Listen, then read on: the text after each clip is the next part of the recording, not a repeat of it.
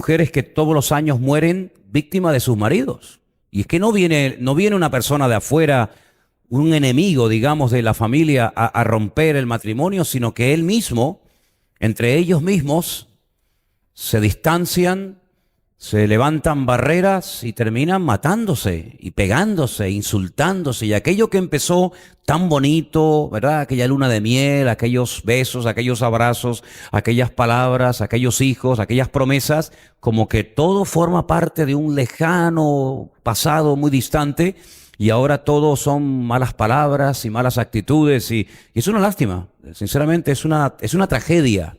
Es una tragedia ver cómo la familia está pasando por una crisis sin precedentes. Ahora, no piensen ustedes que porque somos cristianos estamos exentos de tener en un momento determinado problemas familiares, problemas conyugales o problemas con un hijo, una hija. No, cuidado. Nosotros tenemos que doblar mucho la guardia y trabajar mucho en este área, porque yo pienso que para el diablo, permítame la expresión, somos un botín de guerra. Al diablo le encantaría destruir a tu familia. Al diablo le encantaría despedazar a tus hijos. Porque somos gente muy atractiva para el enemigo. El enemigo no soporta vernos unidos. El enemigo no soporta ver que haya estabilidad, que haya armonía. A veces cuando se menciona el Salmo 133, me da la impresión de que algunos piensan que es un salmo solamente para la iglesia. Mirad cuán bueno y cuán delicioso es habitar los hermanos juntos en armonía. Sí, no, está muy bonito que eso pase en la iglesia. Pero ¿y fuera de la iglesia? Porque ese salmo, ¿a qué hermanos hace referencia? ¿A la iglesia? Si la iglesia no existía. Si la iglesia no existía cuando se escribió el Salmo 133. Fíjate qué armonía tan hermosa hubo entre aquellos dos hermanos. No me refiero a Jacob y Esaú. No me refiero a esos. No me refiero a Isaac y a Ismael, que también eran hermanos. No. No me refiero a José y a sus hermanos, porque todos conocemos la historia, sino a Aarón y a Moisés, dos hermanos que supieron cada uno desarrollar su papel. Y en el momento en el que existe la envidia, los celos, automáticamente vienen las consecuencias terribles, ¿no? Y vemos lo que pasó a Miriam y todo aquello. Así que vamos a esta tarde a analizar a la luz de las Escrituras algo muy interesante, porque fíjate que Pablo, si analizas de todo lo que él habló, yo creo que es el autor de la Biblia que más temas variados toca. Es un escritor muy amplio, muy variopinto. Toca el tema del Espíritu Santo, toca el tema de los dones, del fruto del Espíritu, toca el tema de la segunda venida de Cristo, de la resurrección de los muertos, toca el tema de los diáconos, el tema de los pastores o obispos o maestros, toca el tema de las viudas que han quedado solas, qué hay que hacer con esas mujeres en la congregación, pone requisitos para obreros, pone orden cuando llega el tema de la celebración de lo que llamamos comúnmente el tema de la Santa Cena o el pacto, como lo llaman otros, o la comunión. Toca muchísimos temas. Yo creo, repito, que es el autor de la Biblia que más temas y más tiempo dedica al cuerpo, a la mente, al alma. Pero hay algo que me llama la atención de Pablo, y es que en el capítulo 7 de Primera de Corintios, si quieren venir conmigo, hay un capítulo que en nuestras Biblias lo han titulado Problemas en el matrimonio. Problemas en el matrimonio. Luego Pablo da por hecho de que en un momento determinado pueden haber problemas en el matrimonio nuestro. No significa que porque somos creyentes nuestro matrimonio nunca va a tener problemas. No significa que tú, porque has traído a tus niños desde pequeñitos a la iglesia y se han criado prácticamente en la escuela dominical, pues tus niños nunca te van a dar ningún tipo de problema. No, cuidado. Es que no se pueden ustedes imaginar la cantidad de líos y de divisiones y hasta de divorcios que hay en gente que se llaman cristianos. Incluso algunos que ahora que no nos escucha y nos ve nadie, de pastores separados que se vuelven a casar y se vuelven a separar Hermano, es una cosa increíble. Luego me ha llamado mucho la atención el título de este capítulo, Problemas en el matrimonio. Vamos a leerlo. Primera de Corintios capítulo 7, versículo 1. En cuanto a las cosas que me escribisteis, bueno le sería al hombre no tocar mujer. Pero a causa de las fornicaciones, cada uno tenga su propia mujer y cada uno tenga su propio marido. El marido cumpla con la mujer el deber conyugal y asimismo la mujer con el marido. Verso 4. La mujer no tiene potestad sobre su propio cuerpo, sino el marido, ni tampoco tiene el marido potestad sobre su cuerpo, sino la mujer.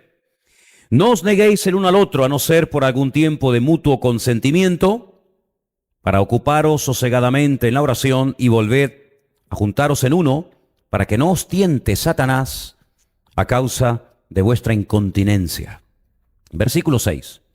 Mas esto digo por vía de concesión, no por mandamiento. Quisiera más bien que todos los hombres fuesen como yo. ¿Cómo era Pablo? Algunos dicen, bueno, probablemente había estado casado en su momento y ahora era un señor viudo, porque habla cosas muy particulares acerca del matrimonio, ¿no? Y probablemente este hombre en su momento estuvo casado, pero en este momento en el que escribe esta epístola era viudo. Y él dice, yo quisiera que todos los hombres fuesen como yo, pero cada uno tiene su propio don de Dios. Uno a la verdad de un modo y otro de otro. Digo pues a los solteros y a las viudas. Hay aquí solteros, ¿verdad? Y solteras. ¿Y viudas? Pues esto es para ustedes. Qué bueno les fuera quedarse como yo. ¿Qué te parece? Esto no es un mandamiento, es un consejo. Pero en la multitud de los consejos está la sabiduría, dice la Escritura. Pero si no tienen don de continencia, cásense, pues mejor es casarse que estarse quemando. Pero a los que están unidos en matrimonio, mando no yo, sino el Señor, que la mujer no se separe del marido. Y si se separa, quédese sin casar o reconcíliese con su marido. Y que el marido no abandone a su mujer. Eso es lo que manda el Señor. Y a los demás yo digo, no el Señor, si algún hermano tiene mujer que no sea creyente, si algún hermano tiene mujer que no sea creyente y ella consiente en vivir con él, no la abandone. Y si una mujer, que generalmente hay más casos de estos que el anterior, si una mujer, puede ser que alguna que dice, ay, ahí me está hablando a mí, pues levanta las antenas. Si una mujer tiene marido que no sea creyente, ¿qué hago? ¿Qué dice aquí? Y él consiente en vivir con ella, no lo abandone. Más claro agua, ¿no? Porque el marido incrédulo es santificado en la mujer y la mujer incrédula en el marido. Pues de otra manera vuestros hijos serían inmundos, mientras que ahora son santos.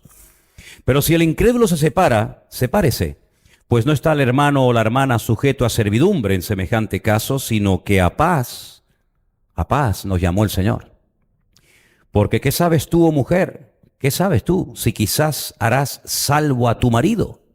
¿Qué sabes tú, oh marido? Si quizás harás salva a tu mujer. Si quizás, tal vez, a lo mejor. Pero algunos dicen, pero no hay una promesa que dice, cree en el Señor Jesucristo y serás salvo tú y tu casa. ¿Por qué dice aquí entonces quizás? Es que el versículo que les acabo de comentar, algunos se lo toman como una promesa y eso no es ninguna promesa.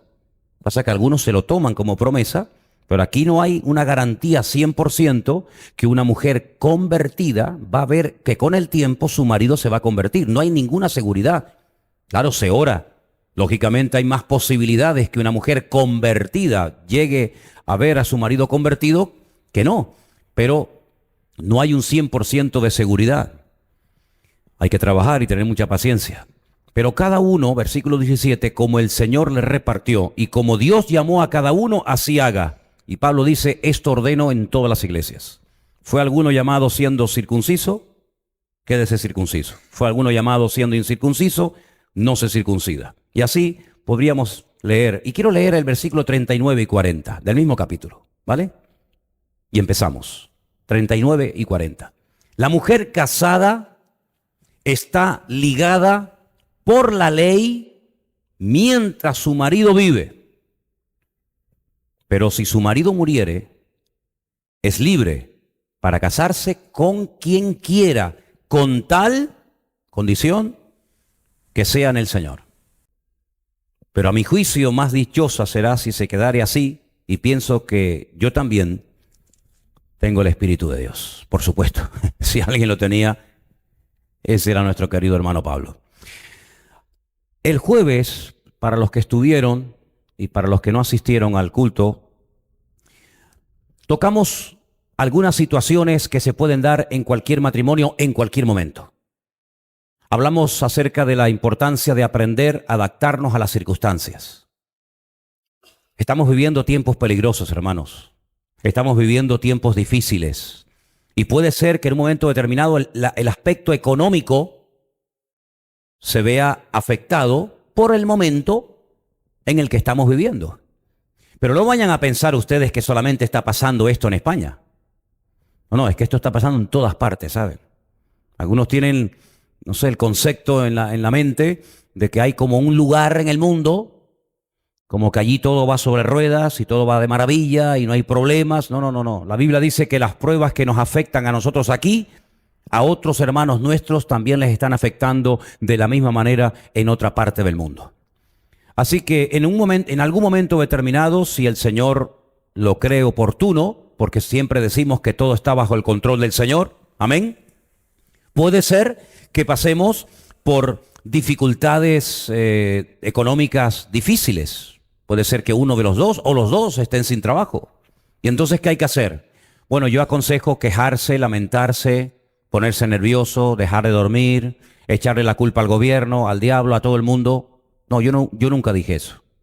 Yo lo que dije, más bien cité Filipenses capítulo 4 y les mencionaba las palabras del apóstol Pablo cuando dijo: hermanos, yo sé que ustedes siempre han tenido deseos de bendecirme, ustedes siempre han tenido deseos de cuidar de mi vida, pero os faltaba la oportunidad.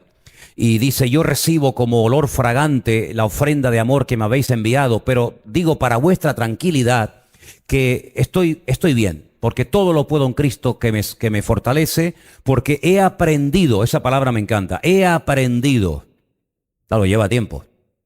He aprendido a contentarme cualquiera que sea mi situación. Sé vivir en abundancia y sé vivir en escasez. En todo y por todo estoy enseñado. Porque, repito, todo lo puedo en Cristo que me fortalece.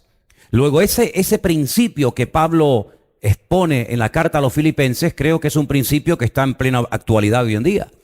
Ante cualquier circunstancia, abundancia, escasez, enfermedad o cualquier otra situación, aprender a gozarnos en el Señor, no quejarnos, no lamentarnos, seguir mirando hacia el Señor, agarrarnos a sus promesas y sobre todo algo que les dije el jueves pasado y lo recuerdo, recordar cuántas victorias hemos obtenido en el pasado en el nombre del Señor.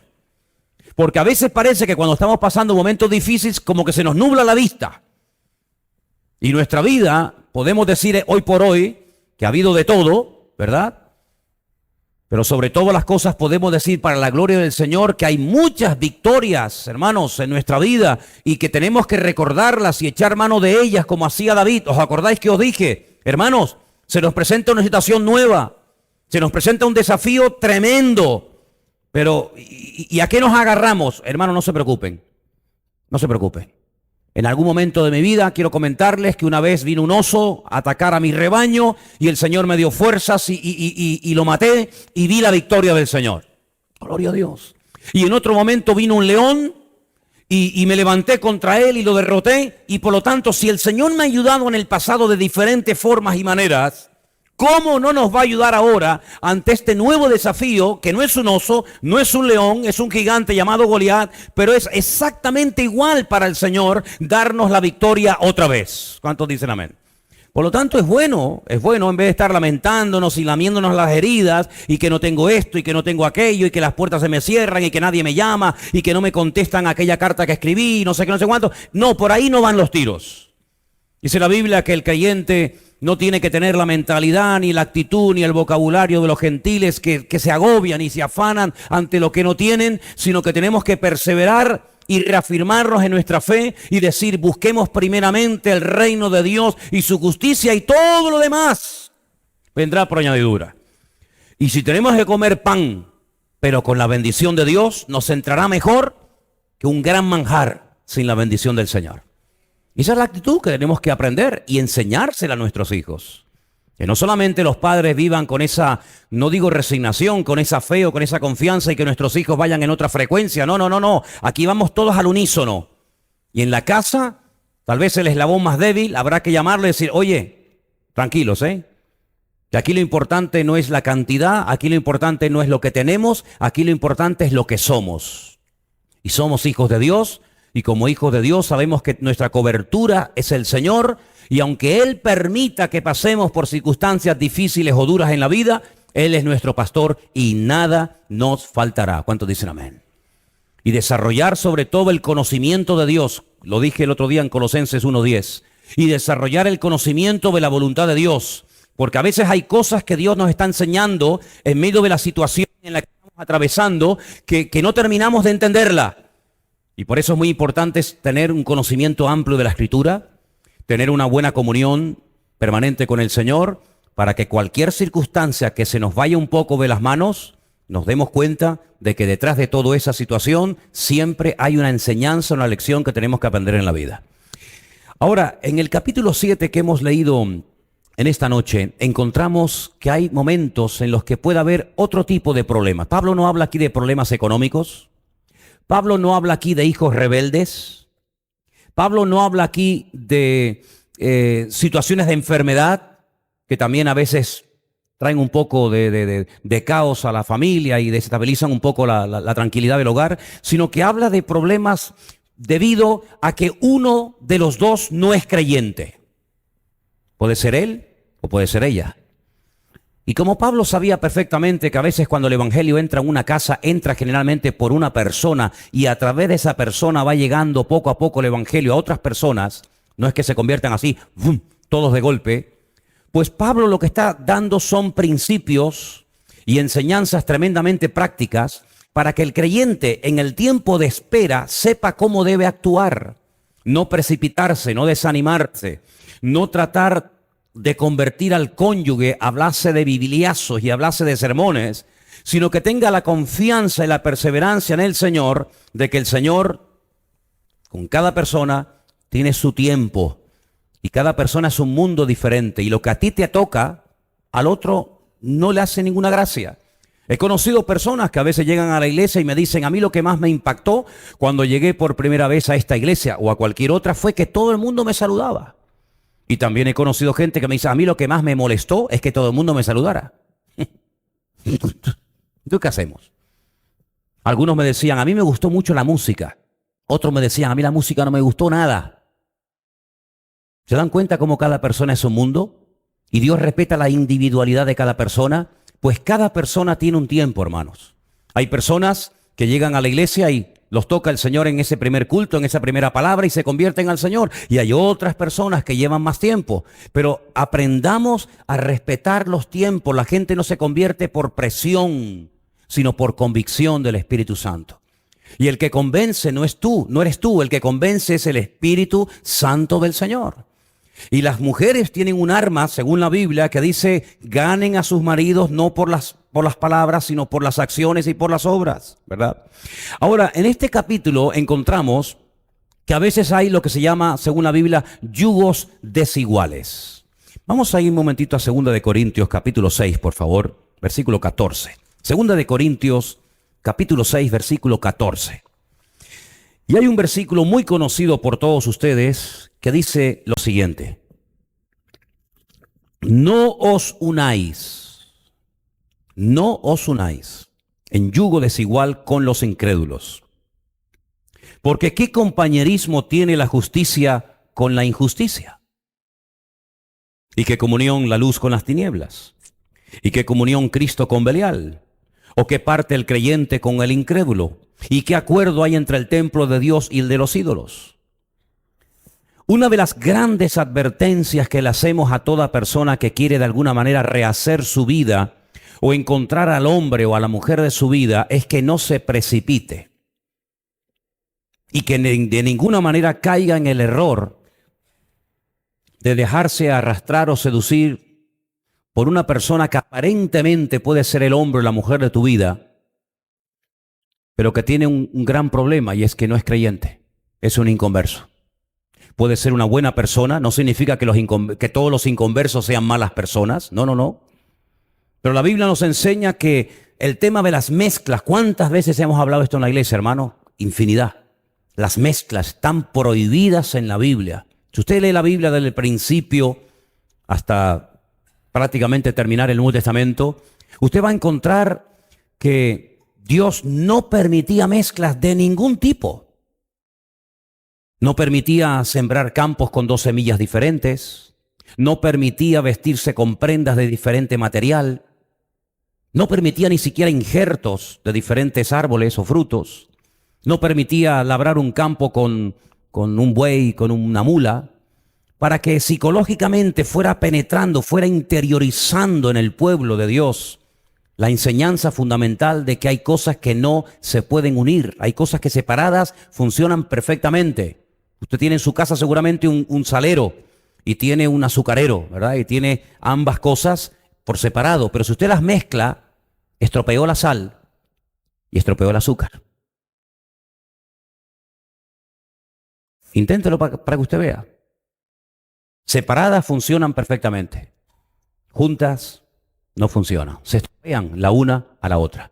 Incluso hay momentos en la Biblia en los que grandes hombres de Dios, hermanos nuestros en la fe, como el caso de Pablo y el caso de Bernabé, tuvieron que separarse.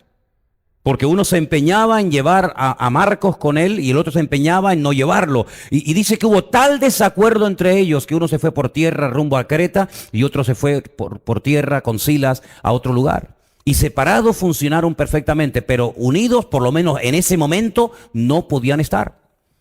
Y tenemos que tener la madurez y la sabiduría a estas alturas de nuestra relación con el Señor, de darnos cuenta que hay cosas que como creyentes no nos convienen. Por mucho que lo quieras presentar como bonito, por mucho que te quieras autoconvencer de que tú tienes un poder sobrenatural para cambiar o para moldear a ciertas o determinadas personas, no le puedes echar un pulso a Dios y pretender ganarle. Cuando Dios pone normas en nuestro camino no es para complicarnos la vida, sino es más bien para todo lo contrario, para evitar sufrimiento, para evitar lágrimas, para evitar dolor y para que no pierdas el tiempo con la persona equivocada, aunque tú creas que sea la correcta. Alguien dijo que el matrimonio puede ser la clave o el clavo. Y en algunos casos ha sido el clavo, ¿eh? ¿Qué te parece? No hay mayor felicidad y mayor bendición que tener paz en el hogar. Y la paz no viene por venir a la iglesia. La paz viene por hacer la voluntad de Dios. Y cuando hacemos la voluntad de Dios, hay paz. Cuando hacemos nuestra voluntad, hay guerra. Y el Señor dice en la Biblia que nos ha llamado a todos a vivir en paz y a vivir en armonía. Pero esa es la advertencia para los que intentan casarse o rehacer su vida con una persona inconversa. Pero en el caso de 1 Corintios 7, es que ya están casados. No es que me voy a casar con un inconverso o con una persona que no cree en el Señor y bueno, nos respetamos. No, aquí no es cuestión de respeto, aquí es cuestión de que ya hay un hecho. Uno de los dos se convirtió primero que el otro. ¿Y ahora qué hace el creyente? Bueno, la Biblia dice que si la persona inconversa, consciente, permite, entre comillas, no pone ningún tipo de impedimento para que el creyente adora y honra al Señor, dice, no tienes por qué separarte de él. No tienes por qué separarte de ella. ¿Quién sabes? ¿Quién sabes? ¿Quién sabes tú si quizás esa persona, sea él o ella, termina entregándole su vida al Señor? Pero permítame que les diga algo, no siempre es tan fácil. A veces te pone entre la espada y la pared y te dice o yo o Dios. O rechazas de Dios y niegas de Dios o yo me voy. Y entonces es ahí donde se produce una especie de chantaje emocional, donde muchas veces por miedo a perder la estabilidad económica, por miedo a quedarte sola y no saber de qué vivir y de qué hacer, claudicas e hipotecas tu vida espiritual por una persona que económicamente mantiene, y nos olvidamos de una gran promesa del Señor. Y es que el Señor ha prometido suplir todas nuestras necesidades conforme a sus riquezas en gloria. Yo creo que nosotros nos hemos perdido en alguna ocasión de nuestra vida, no digo siempre ni mucho menos, pero en alguna ocasión de nuestra vida puede ser que nos hayamos perdido alguna gran bendición por nuestro temor. Por nuestro temor a perder lo que consideramos seguridad, por lo que consideramos estabilidad. Y nos olvidamos que nuestra estabilidad, nuestra bendición no radica en el hombre que me mantiene, en el hombre que está conmigo, y tengo que aguantar carros y carretones y humillaciones y lo que me haga y lo que me diga, porque al fin y al cabo paga las facturas. Y nos hemos olvidado de que el que nos cuida es nuestro Dios. Yo solamente quiero recordarles que no hace mucho tiempo, desde este mismo púlpito, di una enseñanza acerca de 2 mujeres viudas que lo perdieron todo, no solamente sus maridos, sino en el caso de una de ellas también sus hijos, sus 2 hijos varones, lo cual en aquellos tiempos de la Biblia era una auténtica tragedia.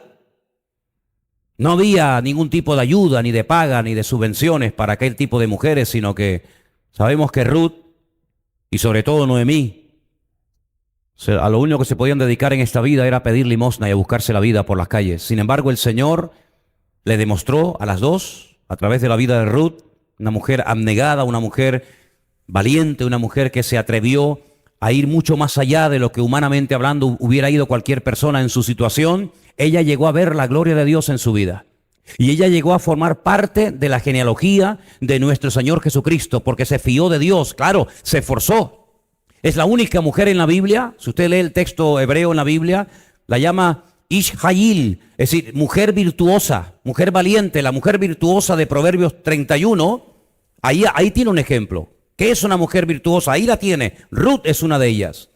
Una mujer que se levantaba temprano en la mañana, una mujer que se esforzaba, una mujer que trabajaba y una mujer que dependía de la mano de Dios, y el Señor la sorprendió. Nosotros muchas veces por nuestra religiosidad, tal vez por nuestros esquemas religiosos, por el tiempo que llevamos convertidos o no sé qué, hemos como encasillado y hemos perdido la capacidad de ser sorprendidos por nuestro Dios. Hay creyentes como que ya lo saben todo. Hay creyentes que ya llevan tanto tiempo en esta iglesia o en otra congregación o en otras iglesias, como que ya el Señor ya no te puede sorprender más allá de lo que has visto o aprendido o recibido a lo largo de tu vida. Y no es así. El Señor todavía tiene muchas sorpresas y muchas formas y muchos regalos en el camino para cada uno de nosotros. Pero ¿cuántas veces decimos, bueno, eso en la Biblia sí, pero hoy en día? Y es que nuestro Dios no es el Dios de la Biblia. Nuestro Dios no es el Dios de Abraham, de Isaac, de Jacob, de Ruth, de Daniel, de Moisés, de Jeremías, de Isaías, de Pablo, de Pedro, ¿sí o no? Por lo tanto, el poder del brazo de nuestro Dios no se ha cortado. Creo que todavía hoy en día Dios puede hacer algún milagro en nuestra vida. Creo que hay situaciones que se nos pueden escapar de nuestro control, sí. ¿Y saben qué? Una de las cosas que yo veo que Dios está haciendo desde hace mucho tiempo en la vida de muchos de nosotros es que cada vez controlamos menos. ¿No te pasa? El ser humano tiene la tendencia de querer tener siempre todo bajo control. ¿Cuánto gano? ¿Cuánto tengo? ¿Cuánto no tengo? Los zapatos, el coche, la moto, la letra, el móvil, el ordenador, el colegio de los niños, las vacaciones, y lo tenemos todo como bien controladito. En el momento en el que se nos rompe algo del puzzle, ahí perdemos los nervios. Y es precisamente donde es donde quiere entrar el Señor y decir, déjame hablar a mí algún día. Déjame ser tu Señor, déjame ser tu pastor, déjame guiarte más allá, déjame llevarte a aguas profundas, que siempre estás nadando en la orilla, siempre quieres nadar sintiendo la arena bajo tus pies, y atrévete a ir más allá, a mayores alturas y profundidades con el Señor. ¿Puede el Señor todavía sorprendernos, sí o no? Por supuesto que sí. Ahora, cuando yo hablo de matrimonio, espero que lo tengan todos claro, pero por si acaso lo voy a dejar claro. En la Biblia encontramos que lo que llamamos hoy en día matrimonios, había 2 aspectos y hoy en día se siguen manteniendo. El aspecto, digamos, legal y el aspecto, digamos, entre comillas, espiritual. No estamos en los tiempos bíblicos donde, por ejemplo, Abraham llamaba a su siervo de confianza, Eliezer, y le decía, mira, vete a tierras lejanas y trae una esposa para mi hijo. Y el hijo ya tenía 40 años y el hijo decía, bueno, pues vale, pues menos mal que la que le trajo el siervo Eliezer le gustó, porque imagínate, ¿no? Digo yo, con todo mi respeto, que hubiera dicho, padre, yo estaba mejor soltero, ¿eh? Yo estaba mejor cuidando los camellos. Pero no, parece ser que el Señor, como todo lo hace bien, amén, hermanos, todo lo hace bien, porque aquel hombre puso pruebas y las pruebas salieron todas perfectas. Pero en aquellos tiempos se usaba de testigos, se llevaba a la puerta de las ciudades donde estaban los ancianos y había testigos y se formalizaba la relación. Pero hoy en día estamos viendo en una época en la que todo se basa en base a documentos, en base a papeles, en base a escrituras, y es así, efectivamente. También en la Biblia se usaban escrituras y también en la Biblia se hacían pactos, ¿verdad?, para demostrar que esta tierra era mía y que yo la había comprado, etcétera, etcétera. Bueno, hoy en día la iglesia tiene que adaptarse a las leyes de cada país. La Biblia dice que las autoridades que están, Dios las ha puesto. ¿Sí o no? ¿Dios puso a Trump en Estados Unidos? Pues yo creo que sí, porque la Biblia dice que no hay ninguna autoridad sino las que hayan sido puestas por Dios. Y yo creo que tenemos el gobierno que Dios quiere que tengamos en este momento.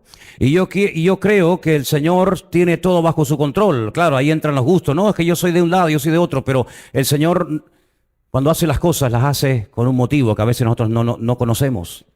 Y puede ser que el guardia civil que mañana nos pare en la carretera, si vamos a 220 por la carretera, por poner un ejemplo, sea un adúltero, o sea un santero, o sea un homosexual, o sea un ladrón. Pero, amigo, cuando te dice alto, usted no puede decir, ¿usted es convertido? Eso le hice yo una vez a un policía en Estados Unidos cuando iba de Miami a Pensacola. Y claro, en aquellas carreteras con aquellos cochazos, pues hay unos botoncitos que tú le das. Yo fui por todo el camino apretando todos los botones que el coche tenía, todos. Bajaba, subía, encendía las luces, todos los botones. Y entonces le di a un botón y el coche iba solo. Y me paró un policía, era así y así. No sé si era más ancho que alto. Y me dice, ¿usted sabe por qué lo he parado? Y yo le digo, yo soy pastor y voy a una iglesia. Y me dice, me parece muy bien. ¿Usted sabe por qué lo he parado? Y yo le digo, ¿usted es creyente? Y me dice, sí, claro, por supuesto soy creyente, pero le repito, ¿usted sabe por qué le he parado? Y le dije, sí. Y me puso $200 y pico de multa por ir más rápido. Pero te imaginas que me hubiera dicho, no soy creyente, soy santero, soy brujo, soy satanista, soy lo que sea. La autoridad no se la da el hecho de que sea o no sea creyente. Todo lo que hacen los políticos está bien hecho, en absoluto, pero son las autoridades del momento. Y la Biblia nos enseña que siempre y cuando no nos digan que hagamos cosas contrarias a la Escritura, tenemos que obedecerlos y tenemos que honrarlos, dice la Biblia, ¿sí o no? Si usted quiere mañana, por ejemplo, viajar a otro país, usted tiene que viajar con pasaporte. Los que viajan conmigo a Israel, los que viajaron conmigo ahora, los que vengan conmigo otra vez conmigo en mayo, ¿qué tienen que llevar? Pasaporte. Usted no puede llegar al control y decir, Shalom Aleichem. ¿Sí? El Señor es mi pastor, nada me faltará. Ya. ¿Tiene pasaporte? No, a su casa. Aquí no estamos para evangelizar. Cuando mañana le pare la policía, le va a pedir los documentos. Usted no puede decir, no, pero es que tuvimos un culto muy bonito ayer el domingo en el culto. ¿Sí? A mí no me interesa cómo tuvo su culto. ¿Tiene ITV pasada? No. ¿No llevaba el cinturón puesto? No. ¿Tiene carnet de conducir? ¿Está caducado? ¿Le queda algún punto? No, estoy en -10. Lo siento mucho. Todo hoy por hoy se mueve en base a documentos. Todo hoy por hoy se mueve en base a papeles. Todo. ¿Cómo puede usted demostrar que la casa que tiene es suya? Por papeles. ¿Cómo puede usted demostrar que usted se llama así y que usted vive ahí? Por el documento nacional de identidad. ¿Cómo puede usted demostrar, verdad? Cuando usted paga un recibo ¿Qué lo ha pagado? Por el recibo que tiene en la mano. ¿Por qué cuando hablamos acerca del tema del matrimonio parece como que esto no tiene necesidad de darle un matiz o darle un aspecto legal? Claro que hay que dárselo. Claro que hay que dárselo. Por supuesto que sí. Las autoridades están puestas, dice la Biblia, para que las obedezcamos. Y dice, y el que hace lo bueno no tiene que tener miedo de la autoridad. El que tiene que tener miedo de la autoridad es el que va mal, en desorden, y sin hacer las cosas decentemente y con orden, como dice la palabra. Por lo tanto, nosotros creemos y hemos enseñado de toda la vida en esta congregación y a lo largo de nuestra vida, que cuando una persona dice que está casada, tiene que poder demostrarlo. No, es que yo llevo viviendo con él 20 años. ¿Pero usted puede demostrar que está casado? ¿No? Entonces, ¿qué está esperando? Luego hay un aspecto, digamos, religioso. Es la ceremonia, ¿no? En la congregación, los hermanos, todo lo que ustedes quieran. Pero una cosa no quita la otra. Nosotros los cristianos respetamos a las autoridades, respetamos a la ley. Y tenemos que ser ejemplos en ese aspecto, hermano. No podemos ser como creyentes un desastre y un desorden en este área, ¿saben? Y por eso cuando vamos a la palabra de Dios nos encontramos que Dios bendice el orden, no el desorden. Dios bendice el orden. Y Dios es un Dios de orden desde Génesis 1:1 hasta la amén de Apocalipsis. Es orden en todo, en lo económico, en lo familiar, en la iglesia, en los hijos, absolutamente en todo. No puede ser bajo ningún concepto una persona llamado cristiano y luego hacer lo que le da la gana en cuanto a las leyes. Pero eso sí, cuando vienen una paga y se enteran que hay una paga por ahí que pueden recibir, ahí se van a cobrarla y ahí se van a meter papeles y allí se van a moverse para ver si pueden hacer, digamos, beneficio de esa paga. Para eso sí, pero para otras cosas no. Pues somos para todo o no somos para nada. ¿Cuántos dicen amén? Cuando vamos a este capítulo 7 del libro de 1 de Corintios, encontramos que hay momentos en los que la convivencia es imposible. Hay un momento incluso hasta que la integridad física se puede poner en peligro. Recuerdo, podría encontrarle muchos casos de hermanas que sus maridos les pegaban. Puedo contarle casos de mujeres que en un momento determinado hasta fueron golpeadas y fueron dañadas psicológicamente. Y no les quedó más remedio que poner un tiempo tierra por medio y separarse. Y es bíblico el separarse un tiempo. Pero dice que si el creyente se separa, dice que tiene que esperar en Dios y quedarse de momento sin casar. Porque el matrimonio no es hasta que aparezca uno más guapo, más joven o más rico que el que tengo. Me acuerdo una vez, y lo conté aquí no hace mucho tiempo, que vino un pastor de Estados Unidos a España, a Madrid concretamente, y él quería hacer cultos unidos con diferentes congregaciones. Y yo estaba en ese día, en esa reunión de pastores. Y yo pregunté, este pastor, ¿qué tipo de ministerio, qué tipo de mensaje tenía? Y me dijeron, ustedes lo saben porque ya lo he contado en otras ocasiones, que era un hermano que tenía una nueva revelación del Espíritu Santo. Yo ya me puse en guardia. Porque a mí cuando me vienen con nuevas revelaciones que no están en la Biblia, ya me pongo en guardia. Digo, ¿y qué nueva revelación es esta que está este caballero? Y me dicen, es una revelación que se llama el alma gemela. ¿Y eso qué es? No, el pastor dice que si tú, por ejemplo, vas un día a un culto y en medio del culto, en medio de la alabanza, o en medio de la predicación, o en algún momento determinado del culto, de la reunión, ves así y dices, ¡ay, qué hombre tan guapo! ¡Ay, qué hermana tan atractiva! Pues eso es que el Espíritu Santo te está diciendo que ese era el que tenía que haberte casado contigo. Pero como no lo conocías, te casaste con el otro. Pero ahora el Espíritu te dice, ves que te equivocaste, era aquel, era aquel. Claro, generalmente el que te gusta tiene 30 años menos que el que tienes, etcétera, etcétera, ¿no? Y yo le dije a este señor, digo, mire, hermano, esto no es alma gemela, esto se llama adulterio en toda regla. Así de claro. El matrimonio no es, como acabo de decir, hasta que venga uno más guapo, más fuerte, más rico, más hermoso. El matrimonio no es un contrato. ¿Cuántos matrimonios hoy en día antes de casarse hacen un contrato? Sobre todo nosotros no, porque no tenemos donde caernos muertos. ¿Quién se va a pelear por nuestra herencia? Pero cuando estos ricos de Hollywood se van a casar, dice, momento. La casa, los Ferrari, los helicópteros y los aviones, si nos separamos, ¿qué? Dice, bueno, esto para ti. Y entonces cuando llegan a un acuerdo, hacen un contrato y se casan. Claro, hacen un contrato porque saben que no van a durar mucho tiempo. Por eso lo hacen. Pero eso no es lo que dice la Biblia. El matrimonio es un pacto que lo único que lo puede romper es la muerte.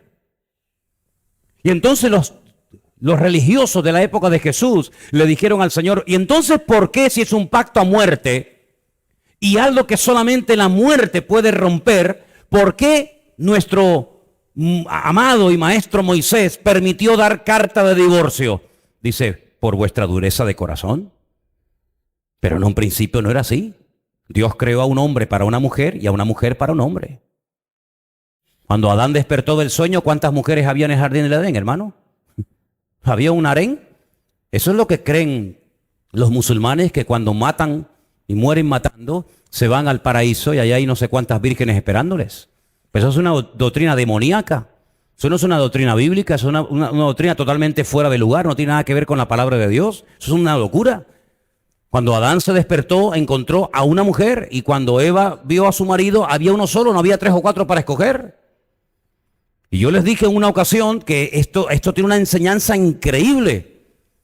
Si usted coge la primera letra de la palabra hebrea para hombre, que es la yod, y la última letra de la palabra mujer, que es la hei, y usted junta esas 2 letras y aparece el nombre de Dios. En la unión entre ish y isha aparece el nombre Yah, que es el nombre de Dios. Pero si usted junta un hombre con un hombre, el nombre de Dios no aparece por ninguna parte. O una mujer con una mujer no aparece por ninguna parte. Solamente en la unión entre un hombre y una mujer aparece el Señor. Porque Dios es la base, el fundamento sobre el que se construye la familia. Pero si usted quita esas 2 letras que forman el nombre de Dios, queda fuego y destrucción. Se destruyen, se aniquilan el uno al otro. Y es lo que pasa cuando en una relación no está Dios. ¿Qué queda? Pues el dinero. Cuando se acaba el dinero, se acabó el amor. La belleza. Cuando se acaba la belleza, se acabó el amor. Pero el pacto, según la Biblia, nos enseña que el matrimonio es un pacto hasta la muerte. Y solamente la muerte puede quebrantarlo. Pero a veces ocurre que hay infidelidad. O por parte de uno o por parte del otro. O él o ella. Y entonces ahí ocurre una situación en la que se daba permiso para que una persona pudiera volver a rehacer su vida, siempre y cuando fuera en el Señor. Aunque Pablo da consejos más que mandamientos en este aspecto, él dice, bueno, yo considero que tengo también sabiduría, el Espíritu de Dios en mi vida, y entonces yo lo que les aconsejo es que te quedes como estás. Pero Pablo sabía perfectamente que había personas que no iban a aguantar el resto de su vida en esa condición. Dice, bueno, pues antes de que te estés quemando, pues cásate. Pero yo lo que quiero que tengamos bien claro, hermanos, en nuestra vida, que uno de los regalos más maravillosos que Dios nos ha dado es nuestra familia, nuestra esposa, nuestro marido y nuestros hijos. Y tú tienes que pelear por ellos. Y dice la Biblia que si tú descuidas a tu casa, has negado la fe y eres peor que un incrédulo. Ese versículo es durísimo, ¿sí o no? Versículo tremendo. Aquel que no provee para los suyos, porque hay algunos que son muy generosos con los demás. Hay algunos que son muy amables con nosotros, pero luego en su casa son unos demonios. Es como aquella mujer que me dijo, pastor, me voy a ir a vivir a la iglesia con los niños. Digo, mire que me han dicho cosas raras en esta vida, pero jamás en mi vida me había dicho una mujer que se venía a dormir a la iglesia con los niños. ¿Y eso por qué? Y me dice, porque en la iglesia mi marido es un ángel. Bueno, cariñoso, saluda a todo el mundo, hermana, Dios le bendiga. Ay, qué niño más lindo. El niño es un coco, pero el niño es lindo. Pero llega el ángel a casa y es un demonio, no hay quien lo aguante, es un dictador. Es una mezcla de Hitler, Mussolini, una mezcla de todo un poco. Se transforma. ¿Qué le parece? Pero el matrimonio, queridos hermanos, la familia es el lugar donde Dios nos quiere entrenar, donde Dios nos quiere enseñar esos principios básicos y elementales que en la escuela no le van a enseñar a nuestros hijos. Uy, cualquiera se atreve hoy en día en un programa de televisión o de radio, cualquier periodista, a decir algo en contra del matrimonio gay o en contra de todos esos desórdenes, en contra de toda esa inmoralidad. Se le acabó el trabajo, ya se puede dedicar a vender churros por la mañana en el mercado porque ya no tiene ninguna profesión que llevar a cabo. Nosotros estamos totalmente en contra como cristianos del matrimonio entre hombres. Estamos totalmente en contra del matrimonio entre mujeres y mucho más mucho más todavía en contra de que adopten hijos. ¿Se acuerdan ustedes aquellas dos lesbianas de Madrid, sordomudas las dos, que querían adoptar una niña, pero querían que la manipularan genéticamente para que manipulándola genéticamente también naciera sordomuda? ¿Se acuerdan de aquel caso? Tremendo, hermano.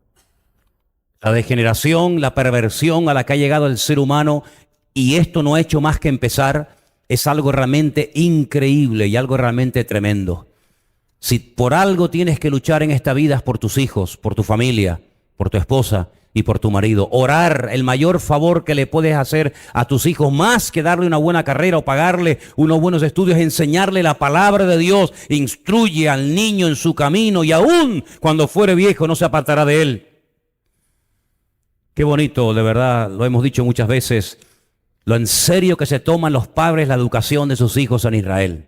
El padre le enseña y le transmite el conocimiento de la palabra a sus hijos. Los niños van a la escuela y saben leer y escribir y conocen textos y capítulos enteros de la Biblia de memoria. Algo increíble, ¿verdad?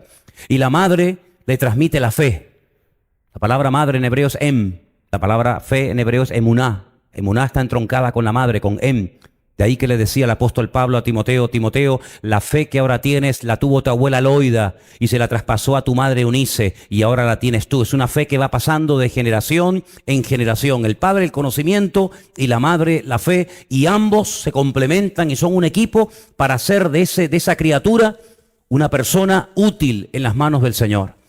Si no se le pueden dar buenos juguetes o regalos, no pasa nada. El mayor regalo, lo mejor que le puedes dar a tu hijo es la enseñanza de la palabra de Dios, pero no solamente la enseñanza teórica. Cuidado, porque aquí durante muchos años se nos enseñó y se nos dijo que teníamos que hacer lo que ellos nos decían, pero no hacer lo que ellos hacían. ¿Os acordáis de aquello? Nosotros no somos así. Si nosotros le decimos a nuestros hijos que tienen que leer la Biblia, pregúntate tú a ti mismo, papá y mamá, si tú ya la has leído.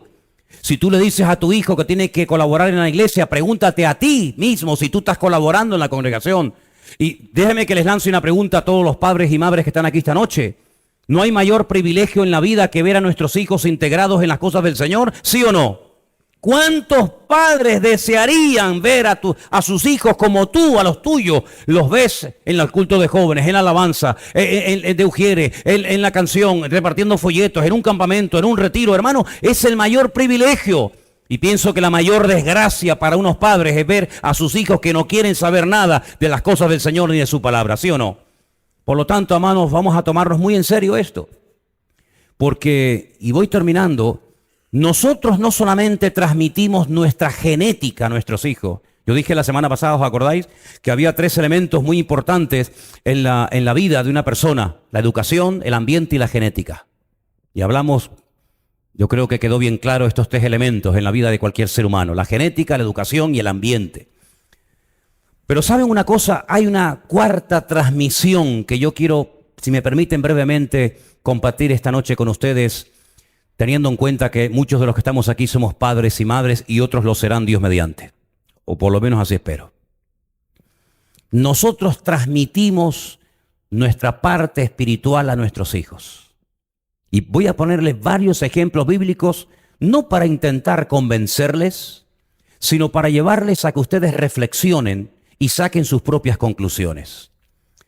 Dice la Biblia que en una ocasión estaba Moisés en el desierto con toda aquella multitud enorme que él estaba tratando de pastorear y de atender, bien temprano a la mañana, tratando de administrar justicia, de dar consejos, de enseñar la palabra a unos y a otros. Pero hermano, no estábamos hablando de una congregación de 10 o 20 personas. Estábamos hablando de un pueblo que tenía probablemente más de 1 millón de personas en el desierto. Había que enseñarles absolutamente todo. Tenían una mentalidad mezquina, una mentalidad de tubo, una mentalidad de esclavos, y había que enseñarles una vida nueva. Había que enseñarles pues toda la palabra de Dios y tantos principios a los agricultores, a los ganaderos, a las viudas, a los solteros, a los que iban a la guerra, a los que... Eran tantas cosas. Y un día cayó por el campamento nada más y nada menos que un hombre que en la Biblia recibe 5 nombres diferentes. 5 nombres diferentes para la misma persona. Uno de ellos, el más conocido, Jetro, su suegro. Dice que venía y comenzó a observar a Moisés, y cuando terminó el día le dijo: Moisés, Jamás vas a poder atender a tanta gente como tienes. Son más los que quedan por atender que los que atiendes. La obra es mucha, es inmensa. Tú no puedes, por muy temprano que te levantes y por muy tarde que te acuestes, tú no puedes atender a tanta gente. Es imposible. Además, no tienes tiempo para ti, ni para tu familia, ni para tus hijos, ni para nada. Vas a terminar reventado. Moisés, el gran hombre de Dios, aquel hombre que tenía una comunión con Dios que jamás nadie ha logrado tener en esta vida, pues dice la Biblia que aceptó el consejo. Fue humilde, porque una de las cosas en la vida es querer aprender, querer reconocer. Hay gente que no se le puede decir nada, pero nada que nada, ¿eh? Porque en cuanto le dices, mire, es que usted ya no puede hacer esto. Es que ya, amigo, ya te buscaste un problema o un enemigo, en el peor de los casos. Moisés podía haber dicho, un momentito. ¿Tú sabes con quién estás hablando? Estás hablando con Moisés. He ayunado 80 días. Primeramente 40 y después otros 40. Me tengo que poner un velo delante de mi cara de la gloria y del brillo de la gloria del Señor en mi vida. He estado en plena comunión con el Señor. He escrito 5 libros de la Biblia, etcétera, etcétera. No discutió con su suegro, sino que le dijo, ¿cuál es tu consejo? Y le dijo, vete al tabernáculo de reunión. Ten un poquito más de comunión con el Señor. Tú no puedes invertir más tiempo en la gente que en Dios. Pero hay mucha gente que son así. Gastan más tiempo con la gente que en la presencia del Señor. Y por eso las cosas no les salen. Vete al tabernáculo de reunión, llévate a 70 varones contigo y pónganse allí a orar, a buscar respuesta, a buscar sabiduría de parte del cielo. Y dice la Biblia que llegó un momento en el que la gloria, la nube del Señor bajó al tabernáculo de reunión y dice que Dios, escuchen, porque lo dice literalmente, tomó del espíritu de Moisés y se lo transmitió a aquellos 70 hombres que iban a ser fieles colaboradores. No iban a ser 70 personas que uno decía blanco y uno decía negro, uno decía caminemos y otro decía no caminemos. No, sino trabajar al unísono, en un mismo sentir, colaborando el uno con el otro, no compitiendo a ver quién predica o quién sabe más. Y así pudo este hombre atender a aquella multitud. En otras palabras, comenzó a delegar y comenzó a darle responsabilidades a otras personas y esas personas atendían a otras y así sucesivamente y así se solucionó el problema. ¡Qué maravilla! Aceptar un consejo puede cambiar una vida. Rechazar un consejo te puede llevar a la muerte y a la destrucción. ¿Cuántas personas se han muerto porque el médico les aconsejó que hicieran algo y no quisieron hacer caso y se murieron? ¿Cuántos creyentes podían haber crecido y madurado en el Señor? ¿Cuántos matrimonios se podían haber salvado? ¿Cuántos ministerios podían haber sido más útiles y más fructíferos en la obra del Señor? Y por no querer aceptar un consejo de alguien que le estaba dando un consejo en ese momento, se cerraron y perdieron la oportunidad de su vida. Hermano, esto es muy serio. Si en la multitud de los consejos está la sabiduría, la torpeza de la ignorancia está en rechazar reiteradamente los consejos. Y un ejemplo más. Cuando el Señor iba a ir a ciertos y determinados lugares a predicar la palabra, dice que mandaba a sus discípulos delante de él de 2 en 2 para que le fueran preparando el camino. Y el Señor dijo algo increíble. Dijo, cuando entren en una casa o cuando vayan a una casa, si no les reciben, si no quieren saber nada, si no nos quieren dar hospedaje, si no nos quieren dar hospitalidad, vuestra paz se volverá a vosotros. Pero si en una casa os reciben, os dan comida, os atienden, vuestra paz. Eso me gustó tanto, hermanos. No dice mi paz, dice vuestra paz, pues ya la tenéis, porque ya os la di. Vuestra paz reposará sobre esa casa. Es decir, hay una transmisión no solamente de genética a nuestros hijos, sino también hay una transmisión de tipo espiritual. No dice el mundo, dime con quién andas y te diré quién eres. Pues el libro de Proverbios dice algo parecido, pero mucho mejor. Anda con sabios y sabio serás. De ahí que la Biblia nos advierta tanto de no andar con ciertas y determinadas personas o compañías, no sea que esas personas terminen arrastrándote a su terreno y termines perdiendo lo poco o lo mucho que decías que tenías de Dios en un momento puntual de tu vida. Por lo tanto, aprendamos a filtrar en nuestra casa lo que entra. Evidentemente también lo que sale, pero sobre todo lo que entra. Hay cosas que en nuestra casa lo único que van a traer es división, discordia. Hay comentarios, hay conversaciones, hay películas, hay revistas, hay cosas que en nuestra casa no tienen por qué tener lugar. No porque cuando nos convertimos nos dan una lista llena de no. No es por eso, sino simplemente porque queremos conservar la paz y la unidad y la estabilidad de nuestro hogar. Hay cosas en nuestro hogar que no es correcto que entren. Anoche veníamos de Las Palmas, tuvimos Elena y yo el viernes y el sábado allí, fuimos a visitar a mi madre a Las Palmas. Y cuando veníamos en el barco, nos quedábamos realmente sorprendidos y nos dolía el corazón de ver a tantos y tantos jóvenes que venían con sus disfraces de Las Palmas para seguir la fiesta, para seguir el culto a la carne, al dios Baal en estos días aquí en esta isla, ¿no? Y queridos hermanos, a veces como padres uno tiene que decir, no, esto no conviene, hijo. Tal vez no lo entienda, tal vez no lo acepte, pero la disciplina en el hogar no es para cuestionarla. El hogar no es un parlamento donde ponemos las cosas a votación. Ya sé que hay personas que todo lo ponen a votación. ¿Qué les parece, hermanos? ¿Oramos o nos vamos a la playa? ¿Cuántos votan? 5 en contra, nos vamos todos a la playa. La iglesia no es un parlamento. El hogar no es un parlamento y una democracia. El hogar es el lugar donde Dios ha puesto un orden, el padre, la madre, los hijos, y donde tiene que haber un orden, y siempre y cuando se respete ese orden, el Señor va a mandar bendición y vida eterna. Pero no quieras vivir tu relación con el Señor a tu manera, permitiendo cosas que Dios no permite, tratando de unirte y comprometer tu vida con personas que no son la persona idónea para tu vida. Y yo solamente digo una cosa y termino. Más vale estar sola y llorar agarrada a tu almohada cada noche que llorar toda la eternidad por no haber querido obedecer la voluntad de Dios en tu vida.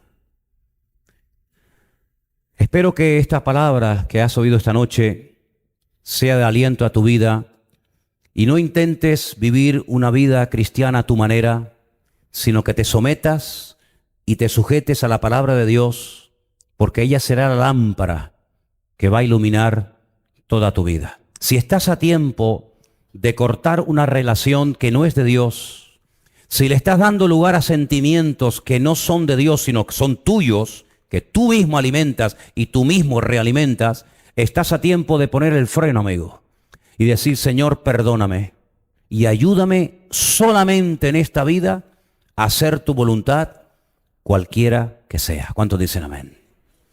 Yo sé que es muy fácil decir amén, y más cuando yo digo amén, amén. Pero, amigo, que cada uno sea responsable delante de Dios de lo que ha oído. Cierra tus ojos, vamos a orar en esta noche, hermanos. Aleluya. Gracias, Señor. Cierra tus ojos.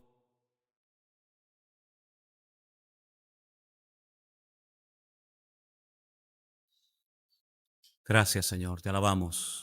Tú eres digno de toda gloria, tú eres digno de toda alabanza, y queremos en esta noche, Padre del cielo, Dios todopoderoso, aleluya, queremos pedirte, ayúdanos, Señor. Ayúdanos, Señor, a hacer tu voluntad. Quita de nosotros cualquier decisión equivocada. Quita de nuestra vida, de nuestro corazón, cualquier deseo engañoso de la carne. Aquello, Señor, que no trae paz, aquello que no es conforme a la voluntad de Dios, quítalo, Señor. Y te pido en el nombre de Jesús por cada familia aquí representada. Yo quiero que usted, padre, usted, madre, tu hijo, hija, ores en este momento por tu casa. Nuestros hogares tienen que ser centros de bendición. Tú tienes como cristiana y como cristiano la obligación de llevar paz a tu casa, de quitarle leña al fuego y de no hablar cosas que no convienen y que no edifican. Tú tienes la responsabilidad de llevar a cada uno de tus hijos al altar de Dios, a los pies del Señor, y orar para que el Señor los guarde y los mantenga. todos los días de su vida en victoria. Tentaciones y luchas y presiones vendrán, hermano, no te quepa la menor duda, pero detrás hay un padre, detrás hay una madre orando por esa hija, por ese hijo, que pasa horas y horas cada día fuera del hogar, escuchando, viendo, bajo presiones tremendas que no te puedes ni imaginar. Pero no vamos a ser padres temerosos, sino decir: mis hijos están en las manos del Señor. Y yo sé que salen de mi casa cubiertos por el nombre del Señor, y mi Señor me los va a cuidar y me los va a proteger. Eso no significa de que yo no voy a orar por ellos, eso no significa de que yo de vez en cuando no tendremos alguna conversación que otra, pero no puedes estar con la inseguridad, con el temor. ¿Dónde estarán? ¿Dónde no estarán? ¿Qué estarán haciendo? No puedes vivir bajo esa presión, hermana. No puedes vivir bajo ese nerviosismo continuo y permanente. Encomienda al Señor tu camino. Confía en Él y Él hará. Y solamente quiero recordarte que tú tendrás que rendir cuenta delante de Dios por los años que tu hijo o tu hija pasó bajo tu techo. Así que tómate en serio la educación espiritual de tus hijos. El futuro en esta vida y la vida eterna de tus hijos dependerá en gran medida del tiempo y la vida que hayas invertido en ellos. Señor, danos sabiduría como padres. Ayúdanos a todos y a cada uno de nosotros. Sobre todo queremos orar en esta tarde si hay alguna hermana o algún hermano que su cónyuge, su esposa o su marido, aún no se ha rendido a ti, Señor. Toca ese corazón y que a través del testimonio, a través de las buenas acciones, a través de la vida de ese creyente en ese hogar, pueda venir la salvación a esa casa. Y te doy gracias porque yo sé, Señor, que si hacemos nuestra parte, tú siempre harás la tuya. Trae bendición a cada familia aquí representada. Aparta la carnalidad, las banalidades, el pecado, el desorden. Aparta el modelo y el estilo de vida del mundo. Y que en nuestros hogares solamente se mueva la bendición de nuestro Dios. Sabemos que vivimos tiempos difíciles, tiempos peligrosos, pero sabemos, Señor, que tú estás con nosotros y con tu ayuda y tu bendición podemos vivir en paz, porque a paz tú nos has llamado. Gracias te damos en esta tarde por tu bendita palabra. La guardamos en nuestros corazones y meditamos en ella durante toda esta semana. En el nombre de Jesús. Amén y amén. Nos ponemos de pie, queridos.